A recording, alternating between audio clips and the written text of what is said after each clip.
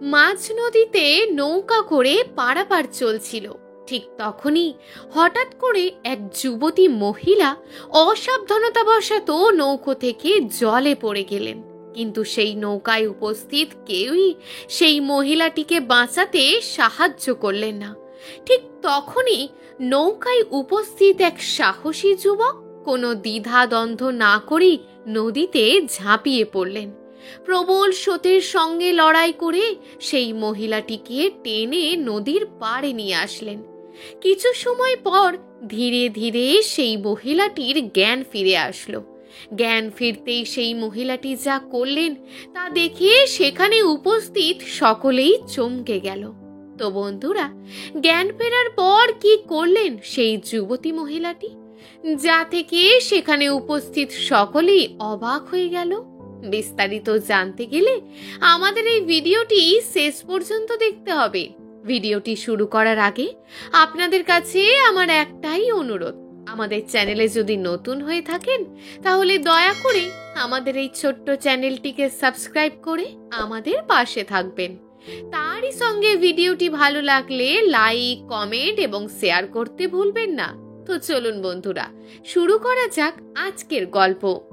গঙ্গা নদীর তীরবর্তী এলাকায় অবস্থিত একটি ছোট্ট গ্রাম, যে গ্রামে বাস করতেন হরিদাস আর তার একমাত্র ছেলে অজয়। তাদের সংসারে আর কেউ নেই। অজয়ের মা অনেক বছর আগেই মারা গিয়েছেন। এখন তারা বাবা ছেলে মিলেই অতি কষ্টে দিন কাটাচ্ছেন। হরিদাস পেশায় ছিলেন একজন মাঝি। তিনি প্রতিদিন ভোর থেকে রাত পর্যন্ত তার ছোট্ট নৌকা নিয়ে মানুষকে এক পার থেকে আর এক পারে পারাপার করতেন।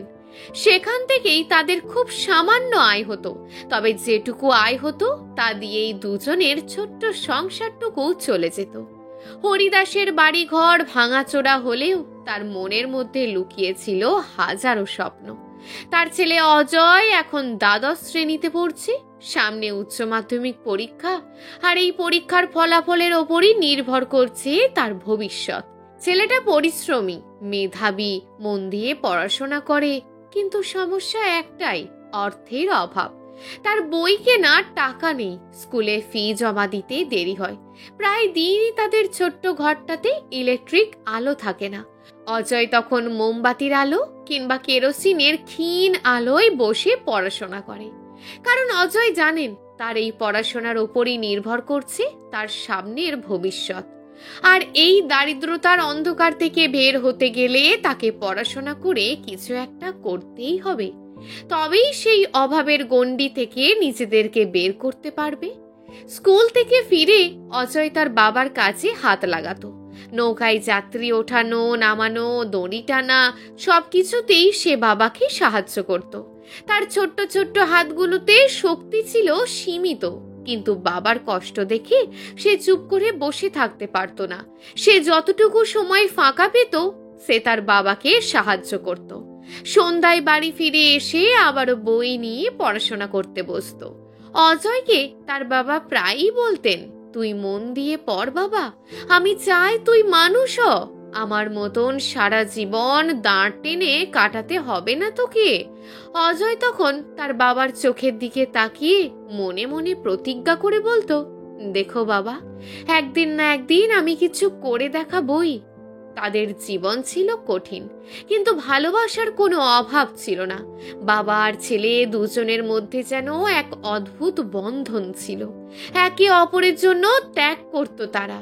হরিদাস অনেক সময় নিজের ভাগের ভাতটুকুও ছেলেকে দিয়ে দিতেন, যাতে অজয় পেট ভরে খাবার খেতে পারে। অজয় বুঝতো এসব, তাই সে আরো বেশি করে মন দিত পড়াশোনায়। গ্রামের অনেকেই বলতো, এই ছেলেটা যদি সুযোগ পায় একদিন অনেক বড় হবে, কিন্তু সুযোগটাই যেন বারবার হাতছাড়া হয়ে যাচ্ছিল। অজয় ছিল খুব শান্ত আর সহানুভূতিশীল এক ছেলে। সে যখন যাকে বিপদে দেখত সাধ্যমতো তাকে সাহায্য করতে ছুটে যেত। হরিদাস প্রায়ই ছেলেকে দেখে অবাক হতেন। এত অভাবের মধ্যেও ছেলেটা কখনো অভিযোগ করে না, বরং হাসি মুখে সব কিছু মেনে নেয়। বাবা মনে মনে গর্ব অনুভব করতেন, কিন্তু একই সঙ্গে এক অজানা ভয়ও তাকে কুড়ে কুড়ে খেত।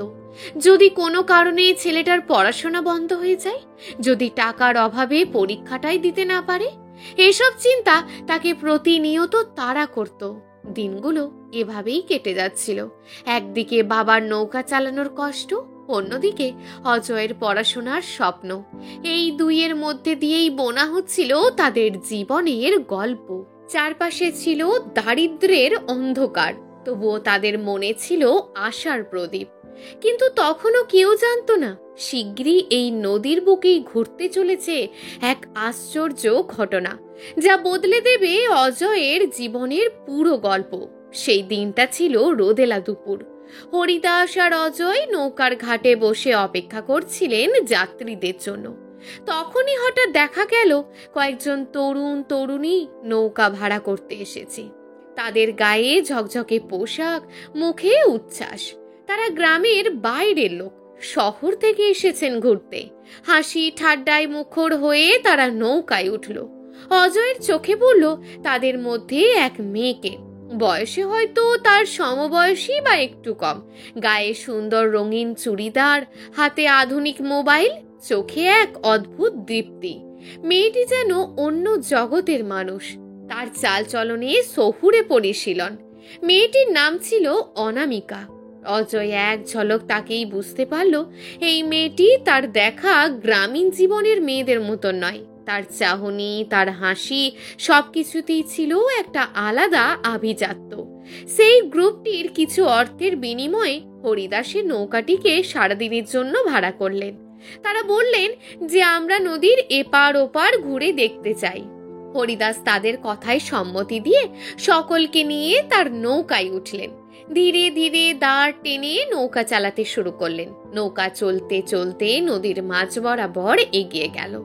চারপাশে হালকা হাওয়া, জলের ঢেউ আর তরুণ তরুণীদের উচ্ছ্বাস। তারা গান গাইছিল, হাসছিল, একে অপরকে ঠেলাঠেলি করছিল। অনামিকা মাঝে মাঝে নৌকার কিনারায় দাঁড়িয়ে জলে হাত ছুঁয়ে দিচ্ছিল। তার চুলে বাতাস দোল খাচ্ছিল। অজয়ও তার বাবার সাথে দাঁড় টানছিল, কিন্তু মাঝে মাঝেই তার চোখ চলে যাচ্ছিল সেই মেয়েটির হাসির দিকে। কিন্তু হঠাৎ করেই এই হাসি ঠাট্টার মধ্যেই ঘটে গেল এক ভয়ঙ্কর বিপদ। অনামিকা একদম নদীর কিনারায় বসে নদীর জলে হাত ছোঁয়াতে গিয়ে হঠাৎ করেই হাত ফসকে নদীতে পড়ে গেল। মুহূর্তের মধ্যেই হাসির শব্দ স্তব্ধ হয়ে গেল। চারিদিকে আতঙ্ক ছড়িয়ে পড়ল। সবাই চিৎকার শুরু করলো, বাঁচাও বাঁচাও! হরিদাস এক মুহূর্তের জন্য হতবাক হয়ে গেলেন, কিন্তু তার আগেই অজয় দাঁড় ছেড়ে ঝাঁপ দিল জলে। নদীর স্রোত ছিল প্রবল। অনামিকা হাত পা ছুঁড়ে ডুবতে শুরু করেছিল। অজয় প্রাণপণ সাঁতরে এগিয়ে গেল তার দিকে। বুকের ভিতর যেন আগুন জ্বলছে তার। সে যদি এক মুহূর্ত দেরি করে, তবে মেয়েটি নদীর অতলে তলিয়ে যেতে পারে। আর একবার যদি নদীর অতলে তলিয়ে যায়, তাহলে তাকে বাঁচানো আর কোনোভাবেই সম্ভব হবে না। অজয় প্রাণপণে সাঁতরে গিয়ে অনামিকার হাত চেপে ধরল, তাকে শক্ত করে বুকে টেনে নিল। প্রবল স্রোতের বিরুদ্ধে দাঁড় টানার মতন জোরে জোরে সাঁতার কাটতে শুরু করলো। জলের ঢেউ বারবার তাদের ঢেকে দিচ্ছিল, কিন্তু অজয়কে যেন কোনো কিছু আটকে রাখতে পারছিল না। অবশেষে সে মেয়েটিকে নৌকার কিনারায় ঠেলে তুলল। হরিদাস আর অন্যরা মিলে অনামিকাকে নৌকায় উঠিয়ে নিল। অজয়ও হাঁপাতে হাঁপাতে নৌকার ওপরে উঠল। সারা শরীর ভিজে গেছে তার, ঠান্ডায় কাঁপতে শুরু করেছে। অনামিকা ততক্ষণে অজ্ঞান হয়ে গিয়েছে, তার মুখ ফ্যাকাশে, ঠোঁট নীলচে। নৌকায় উপস্থিত তার বন্ধুরা সকলেই ভয় পেয়ে গেছে। অজয় মেয়েটিকে নৌকার উপর শুইয়ে দিল। তার পেটে আলতো চাপ দিয়ে খেয়ে ফেলা জল বের করার চেষ্টা করতে লাগলো। কয়েক মুহূর্তের পর ধীরে ধীরে অনামিকা কাঁচতে শুরু করলো, আর এক সময় চোখ খুলল। নৌকার সবাই তখন হাঁপ ছেড়ে বাঁচল। বন্ধুরা কেঁদে ফেললো আনন্দে। তারা বুঝতে পারলো যদি অজয় না থাকতো তবে অনামিকার জীবন হয়তো এভাবেই শেষ হয়ে যেত। অনামিকা চোখ মেলে চারপাশে তাকালো। তার দৃষ্টি গিয়ে থামলো অজয়ের মুখে। ভেজা শরীর, ক্লান্ত সে, তবুও তার চোখে এক অদ্ভুত শান্তি। অনামিকা বুঝতে পারলো এই অচেনা ছেলেটি তার জীবন বাঁচিয়েছে। তার চোখে ভেসে উঠল কৃতজ্ঞতার অশ্রু। তার বন্ধুরা বারবার অজয়ের দিকে তাকিয়ে বলছিল, তুমি না থাকলে আজ যে কি হতো সেটা ভেবেই গা শিউরে উঠছে। হরিদাস চুপচাপ দাঁড়িয়ে ছেলের দিকে তাকিয়েছিলেন। তার বুক ভরে উঠেছিল গর্বে, কিন্তু মুখে কিছুই বললেন না। নৌকা ধীরে ধীরে পাড়ে নিয়ে আসা হলো। অনামিকা তখনও কাঁপছে এবং তার বন্ধুরা তাকে ধরে নিচে নামালো। নৌকা থেকে নামতে নামতে অনামিকা বারবার অজয়ের দিকে তাকাচ্ছিল। তার মনে হচ্ছিল সে যতবারই ছেলেটার দিকে তাকাচ্ছে সে ততবারই ছেলেটাকে নতুন করে আবিষ্কার করছে। সন্ধ্যা নামতেই অনামিকা তার বন্ধুদের সঙ্গে বাড়ি ফিরে গেল। তবে সেই ঘটনার খবর তার পরিবারের কাছে পৌঁছাতে দেরি হলো না। শহরে বসবাসকারী তার বাবা মা যখন শুনলেন মেয়ে নদীতে ডুবে গিয়েছিল আর এক অচেনা গরিব ছেলে তার জীবন বাঁচিয়েছে, তখন তারা উদ্বিগ্ন হয়ে পড়লেন। পরের দিন সকালে অনামিকা তার বাবার সঙ্গে আবারও সেই ঘাটে গেলেন। অনামিকার বাবা অভিজিৎ বাবুর বয়স 45-এর কাছাকাছি। তিনি একজন বিজনেসম্যান। অভিজিৎ বাবু সেই নদীর পাড়ে পৌঁছে অজয়কে এবং তার বাবাকে খুঁজতে লাগলেন। কিছুক্ষণ খোঁজাখুঁজি করতেই তারা দেখতে পেলেন বাবা ও ছেলে একসঙ্গে দাঁড়িয়ে নৌকার ঘাটে অপেক্ষা করছে যাত্রীদের জন্য। অভিজিৎ বাবু ধীর পায়ে তাদের দিকে এগিয়ে গিয়ে তাদের উদ্দেশ্য করে বললেন, তুমিই তো সেই অজয়? অজয় মাথা নিচু করে বলল, জি স্যার, আমিই অজয়। অভিজিৎ বাবু আর একটু এগিয়ে এসে অজয়ের হাত চেপে ধরলেন। কণ্ঠ কাঁপছে তার। তিনি কাঁপা কাঁপা কণ্ঠে বললেন, বাবা, আমি জানি না তোমাকে কি বলে ধন্যবাদ দেব। তুমি যদি আমার মেয়েকে না বাঁচাতে তাহলে আজ আমার মেয়েটা বেঁচে ফিরতো না। তুমি আজ থেকে আমার পরিবারের একজন সদস্য বাবা, আমার পরিবারের রক্ষক। হরিদাস তখন পাশে দাঁড়িয়ে, গর্বে তার চোখ দিয়ে জল গড়িয়ে পড়ছে। অনামিকা মৃদু স্বরে বলল, বাবা, অজয় নিজের জীবনের পরোয়া না করে নদীর জলে ঝাঁপ দিয়ে আমার প্রাণ বাঁচিয়েছে। ও আমাকে টেনে নৌকায় তুলেছে। আমি যখন অচেতন হয়ে যাচ্ছিলাম তখনও ও হাল ছাড়েনি। আমাকে ও সাধ্যমতো চেষ্টা করেছে বাঁচানোর। বাবা মেয়ের কথা শুনে আবারও অজয়ের মাথায় হাত রেখে বললেন, তুমি শুধু আমার মেয়ের প্রাণ বাঁচাওনি, তুমি আমার হৃদয়ের শান্তি ফিরিয়ে দিয়েছো বাবা। এই ঋণ আমি কোনোদিন শোধ করতে পারবো না। অজয় তখন একটু হেসে জবাব দিল, আমি যা করেছি সেটা আমার কর্তব্য। মানুষ বিপদে থাকলে সকলেরই সাহায্য করা উচিত, আর আমি সেটাই করেছি। কারণ আমার বাবা আমাকে ছোট থেকেই শিখিয়েছেন মানুষকে সাহায্য করতে, তার পাশে দাঁড়াতে। এই সরল উত্তর শুনে অনামিকার বাবা আরো অবাক হলেন।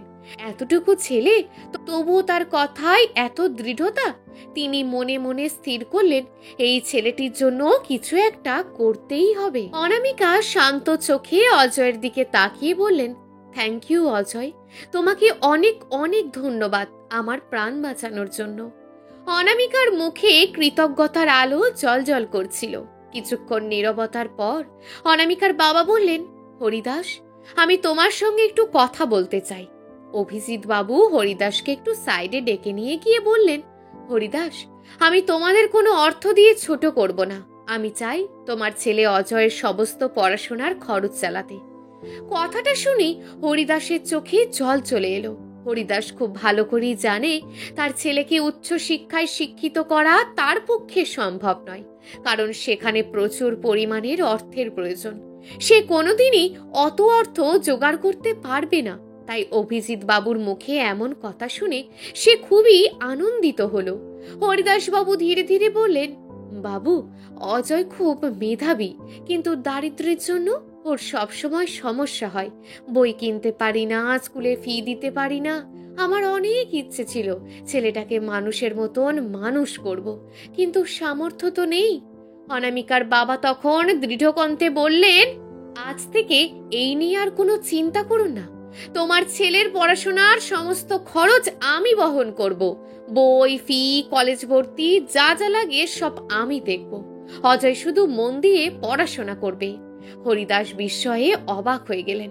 তার চোখ ভিজে উঠল। গলা কাঁপতে কাঁপতে বললেন, বাবু, আপনি যা বলেছেন সেটা আমাদের জীবনের স্বপ্ন।